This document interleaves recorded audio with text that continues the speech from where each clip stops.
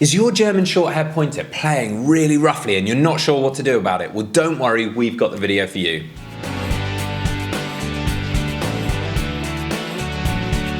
Welcome back to the Fenrir German Shorthaired Pointer Show. My name's Joe and I'm a certified canine leader here at FenrirCanineLeaders.com. We are dedicated to helping you learn everything you could possibly want to know about the German Shorthaired Pointer and then how to become a high-level canine leader so you can raise your very own. So if you're new here, don't forget to subscribe and turn on that notification bell so you never miss a future upload.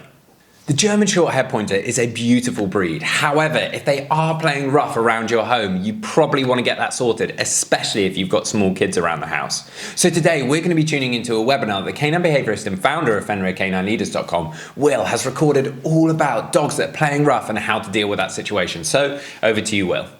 So here we've got a quick fire webinar for my thoughts and opinions on rough playing with dogs, rough housing, dogs playing rough with each other, dogs playing rough with humans. Just what are my kind of theories, thoughts and principles on these kind of issues, whether you're looking at working in the profession like myself as a canine behaviorist or a dog trainer, or maybe you're just an inquisitive owner and you really want to understand from a little bit of a higher level perspective of what these kind of behaviours mean and how you should think about them. Now, when it comes to dog ownership as a whole, it's one of those things that has so many different thoughts, opinions and theories on this topic, and ultimately and unfortunately, as kind of human nature is, we often break away into teams and then those teams just spend all time arguing with each other and getting absolutely nowhere. How I look at that as a overarching macro level of canine ownership is that for me, in my opinion, there is some non-negotiables when it comes to canine ownership. After those non-negotiables, we then have negotiables, things that are subjective to each different owner. Now, for me, a non-negotiable is that you absolutely must provide your dog, regardless of its breed, age, your lifestyle, your family, you must provide it with excellent leadership.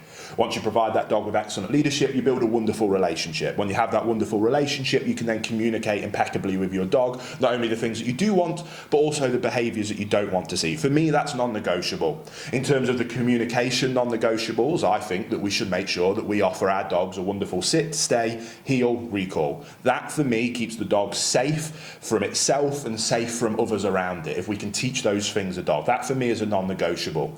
I also think that there's some non-negotiables around manners, in terms of a dog shouldn't jump up humans. I think that that can cause significant concern. It makes it miserable for certain people.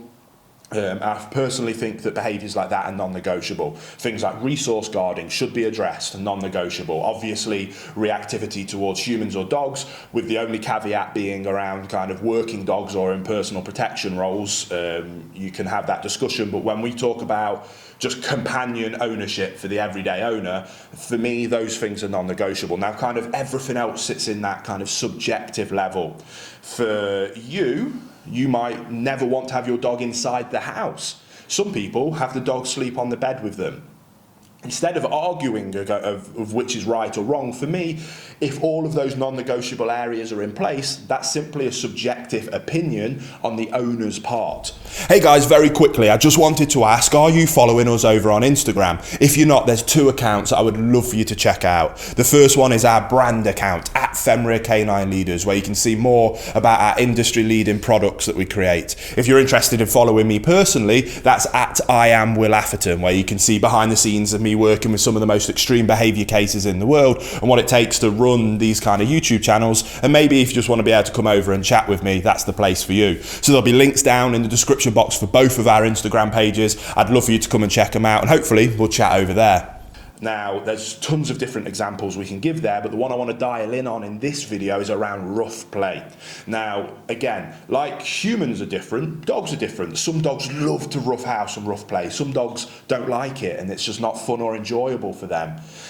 Rough play can go right, and it can be a wonderful relationship building tool with you and your dog, or with dogs in a pack. They'll often sometimes rough play, if the non-negotiables are in place. And that's the point I want to take away from this mini webinar. I love roughhousing with my dogs. I absolutely love it. My wife hates it. She doesn't like to do it. Her subjective idea of living with a dog is to have a dog that's calm, quiet, and in the evening when our boys have gone to bed and she wants to relax, She'll welcome a dog up onto a sofa and she'll have a cuddle with it. Her subjectively, that is fine. And I have no issue with that whatsoever, because all the dogs that live in our house or with us have those non-negotiable fundamentals in place, which then allows us these subjective things. When it comes to rough play, I love rough playing with dogs. Big, powerful, mastiff dogs they're just fun to roughhouse with, roll around on the floor with them, have a bit of fun with them. If you've got those non-negotiable areas in play, you can instantly make the decision to turn it off and say enough is enough and that it's done. You initiate play as the leader in that dog's life and the leader in that relationship with your dog, and you say when that behaviour is enough and that you want to stop. It really is that simple. If you don't have the ability to stop roughhousing and decide when to start and decide when to stop, then you have a fundamental non-negotiable problem in your leadership, relationship and communication with your dog. If you are in that category, then I don't think roughhousing is a good idea with your dog. You also need to be able to have that relationship between multiple dogs. So I'll often let my dogs play, and I'll let them play quite rough, and sometimes they become quite vocal with each other. But if I see that one dog is playing a little bit too roughly, or with a dog that isn't really enjoying it, and that dog is looking up to me for guidance and direction, displaying that it doesn't want this to happen, but because of the relationship, I am going to take ownership of that situation and tell the other dog that enough is enough and to leave it alone.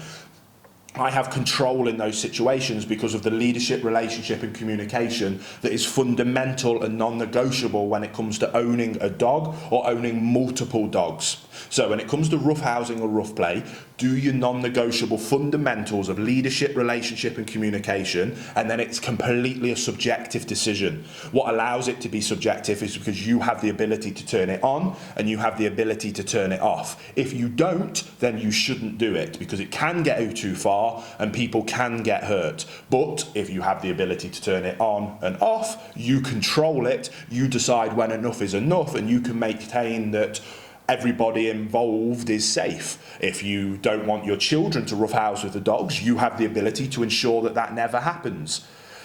Do you see the point we're trying to make? So I don't want to keep banging on about it, but non-negotiable fundamentals of leadership, relationship and communication with your dog will change everything. That then allows you to make your own subjective decisions on what you deem acceptable with those grey area things, because you have the ability to keep yourself, the dog and everybody else safe and in control. Focus on the fundamentals and everything else is easy, and everybody doesn't have to spend all day arguing on the internet about whose theory and whose approach is right or wrong. There you have it, guys, some really useful tips and tricks that you can put into practice with your German Shorthaired Pointer to stop them from playing rough.